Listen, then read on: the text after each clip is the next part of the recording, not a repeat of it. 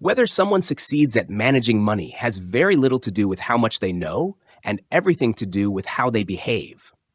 And behavior is something almost no one can truly teach you. When you hear this, do you feel a bit surprised or perhaps quietly relieved? For a long time, we believed personal finance was a complex discipline, one that required reading complicated charts and listening endlessly to experts. But in his global bestseller, The Psychology of Money, Morgan Housel uses this single sentence to completely overturn that belief. He reminds us that the real obstacle standing in our way has never been the outside world. It has always lived within us, our greed, our fear, and our habit of comparison. This book is not another step-by-step guide teaching you how to pick stocks. Instead, it's a deep journey inward, one that invites you to examine yourself and understand human nature at its core. So next, I invite you to join me as we fully unlock the psychological code behind wealth and happiness. But before we begin, let me ask you a simple question. When you think about money or investing, what do you believe is the hardest part? Is it not understanding price charts? Not having access to insider information, or failing to master complex financial models? In The Psychology of Money, Morgan Housel offers a completely opposite answer. He argues that the hardest part of managing money is not solving math problems, but making the right choices. And what makes those choices so difficult is not something outside of us. The real obstacle lives quietly inside every one of us. That's why the first part of this book, and the foundation of everything that follows, is about helping us clearly recognize. The real risk on our financial journey is not the market itself. It's us. Yes, markets are risky, but market volatility usually causes only small cuts. What can truly be fatal are our irrational, emotion-driven decisions. Right from the opening, this book presents a radically different idea. Financial success has little to do with technical skill. It has everything to do with behavior. You don't need to be a genius. You just need to control the inner impulses that cause even geniuses to fail. In The Psychology of Money, Morgan Housel introduces two ideas that left a deep impression on me. The first is what he calls a false world. What does that mean? It means that most meaningful returns in life come from only a handful of decisions and a few critical moments. You might buy dozens of stocks, but the ones that truly make you wealthy are usually just one or two. The challenge is this: to benefit from those few winners, you must stay in the game. What forces people to exit early is often not market reality, but fear inside their own minds. The second idea is something we've all heard of, yet almost everyone misunderstands: compounding. We often treat compounding as a cold mathematical formula, but Housel argues that compounding is actually a psychological phenomenon. Out of Warren Buffett's $84.5 billion fortune, $81.5 billion earned after he turned 65. That is the true power of compounding. But what does this actually require? It requires decades of patience, discipline, and the ability to stay calm through countless moments of market panic. This isn't about being smart. It's about having exceptional character and emotional stability. So take a moment and think about your own experience. Have you ever rushed into the market during a surge, driven by the fear of missing out? And then sold in panic during a crash, unable to tolerate the losses on paper? This is what it looks like when we become our own worst enemy. Greed and fear inside us are like two incompetent navigators, constantly steering us in the wrong direction at the most critical moments. In this part of The Psychology of Money, Morgan Housel is inviting us to do something deeper, a serious act of self-reflection. Before we look outward for the next hot investment or the next get-rich-quick story, we should pause and look inward. We need to understand how we truly react to risk and recognize the weaknesses in our own personality. That, more than any investing technique, is what truly matters. Once we accept that we ourselves are the biggest risk in finance, the question becomes, what do we do next? In the second part of the book, Housel points out a mental trap that most people fall into. We usually think that making money and being wealthy are the same thing. But in reality, getting rich and staying rich are two completely different skills. In fact, they often require opposite mindsets. Yes, you heard that right. They are two entirely different skills. Many people are good at the first skill, but completely fall apart at the second. So let's start with getting rich. What does it actually require? Optimism, the courage to take risks, a willingness to embrace uncertainty, and the belief that the future will be better than today. Think about successful entrepreneurs and early investors. Every one of them faced enormous risk and widespread doubt before earning extraordinary returns. This aggressive, forward-leaning mindset is the engine of wealth creation. There's a line in the book that captures this perfectly. Optimism is the price of belief.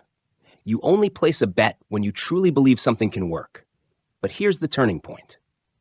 Once you've built wealth through ambition and risk-taking, the mindset you need to keep it must change, completely.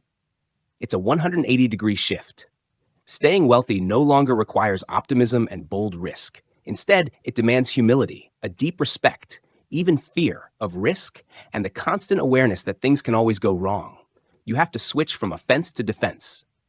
In The Psychology of Money, Morgan Housel uses a powerful metaphor. He says, "Getting rich is something you may need to do occasionally. Staying rich is something you must do consistently." What does that mean? To get rich, you might only need to make a few right decisions and catch one or two big opportunities. But staying rich means something very different. It requires that, over decades, you continuously avoid the one catastrophic mistake that could wipe everything out. That takes an entirely different kind of discipline. In the next part, let's talk about this deeper question. Once we understand that getting rich requires risk and staying rich requires fear, another question naturally emerges. Why do we work so hard, sometimes almost at odds with ourselves, to manage our money? Is it really just to add a few more zeros to our bank accounts, only to continue living the same busy, anxious, out-of-control life as before? In the third part of The Psychology of Money, Morgan Housel gives what may be the very soul of the book. He tells us that the greatest value of wealth is not how many luxury bags you can buy, or how nice a car you can drive. Those things can be enjoyable, but their pleasure is short-lived. Worse, they easily pull us into the trap of comparison and display, pushing us to spend even more just to keep up appearances, which directly conflicts with the goal of protecting wealth. So what is the most real and most valuable thing that wealth can give us? There's a line in the book that hit me deeply the first time I read it. The greatest invisible dividend of wealth is the freedom to control your time. In other words, freedom is the highest form of wealth. Imagine a life like this. One morning, you wake up and you get to decide exactly how your day will unfold. You can spend time with your family, develop a hobby purely for joy, read a book you've always wanted to read, or simply do nothing at all. You don't have to drop everything because of a sudden call from your boss. You don't have to force yourself into work you deeply dislike just to cover your living expenses. That freedom, the ability to choose what you do each morning, the sense of control over every minute of your life, creates a level of happiness no material purchase can match. Housel puts it perfectly. Use money to buy time and options, not more stuff. That's how wealth reaches its highest possible value. When we look back at our financial behavior through this lens, many decisions suddenly become clear. Working hard, saving consistently, investing rationally. At their core, they are all ways of storing fuel for your future freedom. Every extra dollar you save, every smart financial decision that avoids a major loss, is a vote for your future life options. A vote for the right to say no. A vote for the ability to do what you truly love. So the key takeaway from this section is that we need to recalibrate how we think about wealth. Stop seeing it as a trophy meant for display, and start seeing it as a tool for building your ideal life. The next time you feel the urge to spend or regret missing a speculative opportunity, ask yourself one simple question. Is this expense or this risk increasing my freedom or borrowing against my future choices? Once you truly understand this, your entire financial mindset becomes calmer and more grounded, because you know your ultimate goal is not to look rich, but to live free. Now, once we understand that freedom is the true purpose of wealth, another question naturally follows. In the pursuit of financial freedom, what invisible forces are quietly shaping the outcome? To answer that, we need to move into the fourth part of The Psychology of Money. When we begin our wealth journey with a desire for freedom, we quickly realize something important. Along this path, there are forces so powerful they're almost impossible to resist. They can't be seen or touched, yet they profoundly shape the global economy and determine the financial success or failure of every individual. In this section, Morgan Housel clearly identifies three core driving forces. Understand them, and you'll grasp nearly half of all financial behavior and life's ups and downs. They are compounding, luck, and never being satisfied. First, let's look at the first and most powerful force, compounding. We've all heard of compounding. It's often called the eighth wonder of the world. But in The Psychology of Money, Morgan Housel points out something most people overlook. We dramatically underestimate its psychological nature. Compounding isn't just a math formula. It's the ultimate psychological test of patience and endurance. The book gives a striking example. Of Warren Buffett's $84.5 billion fortune, about $81.5 billion was earned after he turned 65. That's the silent and terrifying power of compounding. But what does it demand in return? Decades of emotional stability, the ability to ignore short-term market swings, the discipline to stay focused while others seem to get rich faster. This has nothing to do with exceptional intelligence. It's about the discipline to stay invested and the resilience to endure. So the secret of compounding is not how much you make, but how long you can let money stay invested. The second force is luck. It's the variable we're least willing to admit, yet it's everywhere. Housel reminds us that in any field, especially one involving money, acknowledging the role of luck is the first step toward rational thinking and humility. Think about it. Great success often comes from hard work and talent, but it's frequently helped by a lucky break, being in the right place at the right time, or narrowly avoiding disaster. The same is true for failure. Sometimes it's not incompetence, just bad luck. If we credit all success to personal skill and blame all failure on others or the environment, we become arrogant and fragile. Recognizing luck isn't about giving up. It's about respecting the market, showing compassion toward others, and feeling genuine gratitude for what we have. Finally, the third and most dangerous inner force, never being satisfied.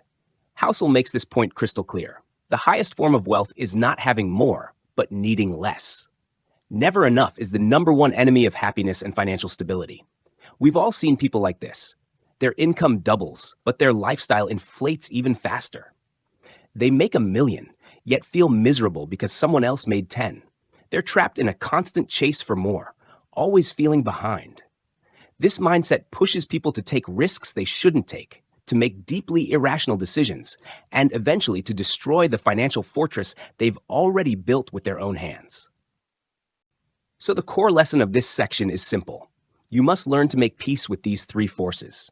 Become a loyal ally of compounding and nourish it with extraordinary patience. Calmly accept the role of luck, balancing its wins and losses with humility and gratitude. And most importantly, have the courage to declare war on the mindset of never enough. Clearly define what enough means for you.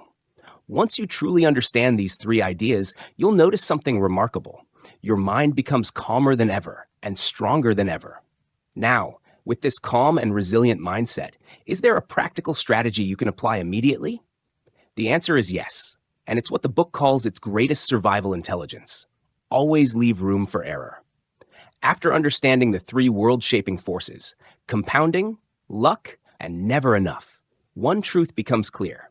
The world is fundamentally unpredictable. Even the best plan can't outrun a sudden change. So in a world filled with uncertainty, what should ordinary people do?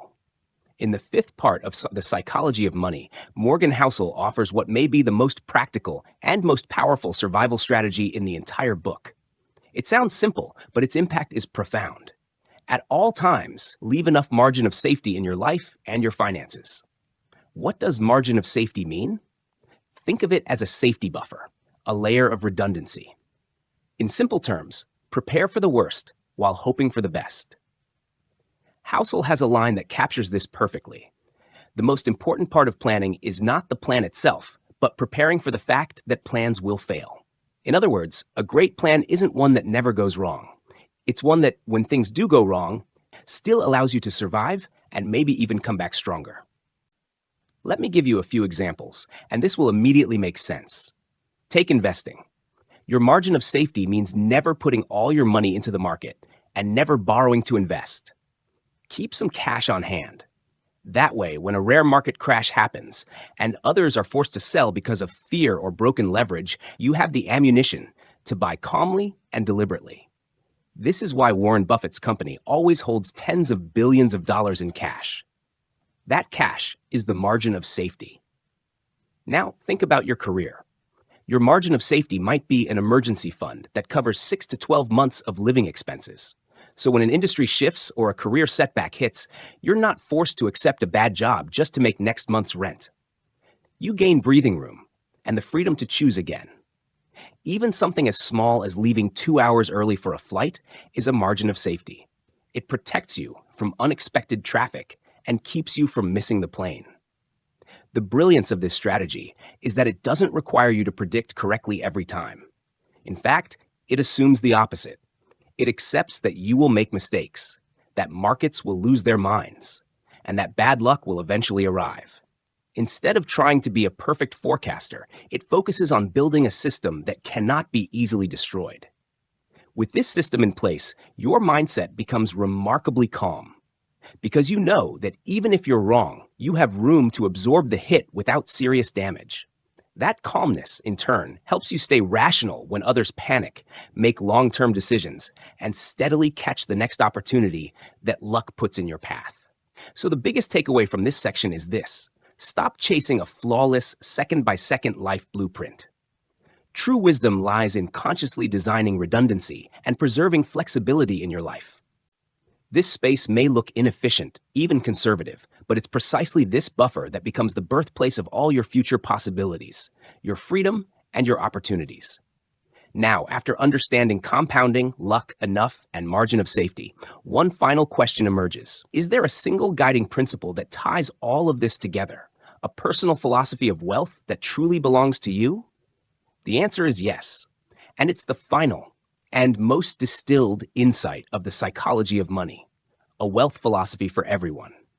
Looking back, we've come a long way, from recognizing ourselves as our greatest enemy, to learning the two skills of getting rich and staying rich, to understanding freedom as the ultimate goal, to seeing clearly the forces of compounding, luck, and enough, and finally mastering margin of safety as a survival rule. We've learned a lot. But how do all these ideas translate into real life, into wealth that genuinely brings happiness? At the very end of the book, Morgan Housel offers one ultimate principle. It's simple, unflashy, yet incredibly powerful. There is no universally optimal financial strategy. The only strategy that truly works is the one that lets you sleep peacefully at night and stick with it over the long term. In other words, practical beats impressive. Every time. What does that mean? You may have heard stories of friends making fortunes using extreme leverage, or experts building highly complex portfolios with dazzling returns. They sound exciting, but if copying them keeps you awake at night, panicking over normal market swings, and eventually quitting in fear, then that optimal strategy is the worst possible choice for you. Housel makes a profound point. Success in investing is not an achievement as an investor. It's an achievement as a human being. Your financial plan must align with who you are, your personality, your tolerance for risk, your life experiences, and what you truly value deep down. For example, if you're naturally sensitive to risk, then a strategy that puts all your savings into highly volatile cryptocurrencies, no matter how high the potential returns, is simply poison for you. A strategy that's good enough for you might be something far simpler. Regularly investing into broad, low-cost index funds, doing your job well, and enjoying your life. It may sound ordinary, even boring, but it keeps your mind calm, helps you stay the course, and allows you to benefit from compounding over time. In the long run, this approach is far more successful than a brilliant strategy that keeps you constantly on edge. So the final chapter of the book is really guiding us toward a deep reconciliation with ourselves. It tells us, stop blindly chasing other people's blueprints, and stop feeling ashamed for being cautious or not aggressive enough. Accept who you are and build your financial system around that truth. Be yourself. It sounds like life advice, but in the world of money, it's an unbreakable rule. At its highest level, successful money management means finding a way for your inner peace to live in harmony with your external wealth. Friends, this brings us to the end of the core ideas from A Psychology of Money by Morgan Housel. This book doesn't give us a get-rich-quick formula. Instead, it offers something far more valuable, a way to avoid foolish decisions and a human-centered philosophy for building lasting financial health. I hope this journey has helped you see money and yourself in an entirely new light. Thank you for listening, and I'll see you in the next video.